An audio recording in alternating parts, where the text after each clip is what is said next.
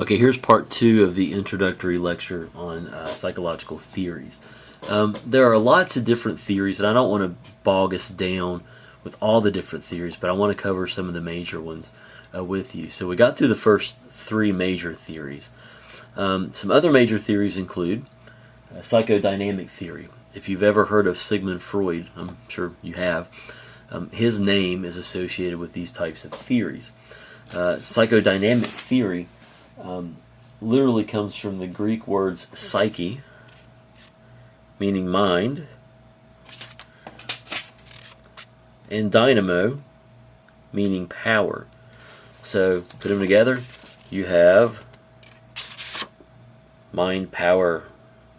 Okay. So psychodynamic theory, you want to write this down, is a theory of how thoughts and feelings affect behavior. That's the first part of it. A theory about how thoughts and feelings affect behavior. It refers to the continual push and pull interaction between conscious and unconscious forces. Conscious simply means that you're aware of something. Unconscious, again, simply means that you're not aware. So there's this constant push-pull between conscious and unconscious forces. And this theory attempts to explain events in these terms. Now I'll take you back to the slide we looked at in the first video, defense mechanisms. This definitely falls under psychodynamic theory, and this is some of Freud's work, which really holds up. Defense mechanisms, if you remember, are unconscious attempts we make to hide ourselves away from emotional pain or trauma. Keeps us from having to deal with it. We talked about denial and displacement. I could talk about a couple of others. Compensation. How many of you know someone who maybe lacks in one area, maybe looks, or maybe they don't have a lot of hair, or maybe they're not super intelligent, so they try to go overboard and compensate for it in another area.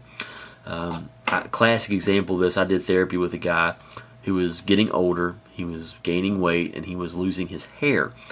So he perceived this as a deficit. His physical appearance, his attractiveness to women was now lacking. So to compensate for that, he went out and bought a Lamborghini, an automobile that he definitely could not afford, to compensate for that. Now, was he aware of what he was doing? No, but it was pretty obvious that he was trying to compensate. Sometimes we use humor. If someone teases us or picks on us, instead of getting our feelings hurt or crying or, showing outward visible signs of pain, we just kind of go along with the joke. Ha ha ha, yeah, funny, make fun of me, yeah, that's right. And we laugh at ourselves to sort of deflect that pain. Rationalization, you don't have to know all of these, but I'm going to give you another example and a final example here. Rationalization, well, everybody else does something, therefore it's okay if I do it, right? Stealing, and think about it.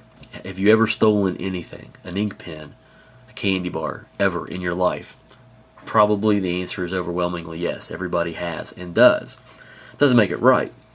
But when I'm working in the prison system and I'm dealing with people who steal, a lot of times the first thing they say to me when I'm interviewing them or talking to them is, well, Mr. Dean, everybody steals. Have you stolen anything? As a matter of fact, I have. When I was young, I stole a pack of gum when I was like 5 years old, and I got in a lot of trouble for it. But a lot of times people will say, well, Mr. Dean, everybody steals, so why shouldn't I? Everybody's looking out for themselves, so why shouldn't I? Everybody does it. Well, that's rationalization. Another perspective is called the humanistic perspective, and there are humanistic theories that we could talk about. This is a school of psychology, you want to write this down, that assumes people have positive values, free will, and deep inner creativity.